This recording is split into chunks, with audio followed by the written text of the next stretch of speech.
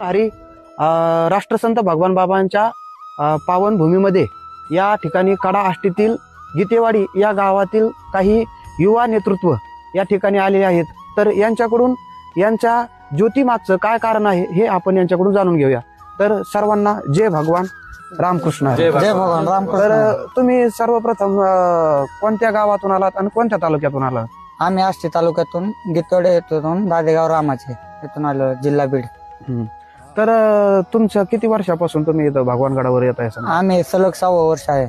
6वं वर्ष. हो. तर 6व्या वर्षामध्ये येताना तुम्ही आता येण्याचा आणि जाण्याचा प्रवास कसा आहे तुमचा? आम्ही येताना टेम्पो वगैरे नेतो आणि आता इथून चालत.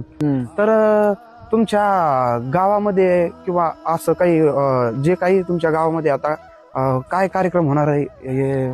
ते आता आमचा 7 दिवसाचा सप्ताह कार्यक्रम असतो. सकाळी ते संध्याकाळी 8-9 वाजेपर्यंत सगळं होतो. म्हणजे 8 दिवस सप्ताह चालतो आणि 9व्या दिवशी सप्ताह निमित्त तुम्ही ज्योत नेत आहे. हो. आणि सप्त्याला सुरुवात उद्यापासून सकाळपासून ही ज्योत म्हणजे मिरवणुकीला. ही ज्योत गेल्याच्या नंतर गावामध्ये मिरवणूक होणार, सप्त्याला सुरुवात होणार. हो. तर तुमच्या गावामध्ये आता तुम्ही सांगितलं मला थोड्या वेळापूर्वी की तुमच्यात इतर धर्माचे जातीचे सर्व काय आहे. तर याचं कसं काय नेमकं? आता हा आमचा सहकारी मित्र आहे. तर हा मुस्लिम समाजाचा आहे. झाले 5 वर्ष तो आमच्या सोबत दरवेळेस येतोय आणि जे काय आमचा प्रवास आहे त्यातील 30% म्हणजे जी रनिंग आहे त्यातील 30% रनिंग हा एकटा कव्हर करतो. आणि म्हणजे आमच्यात असं जाती भेद वगैरे काही नाही, सर्व जाती. हो.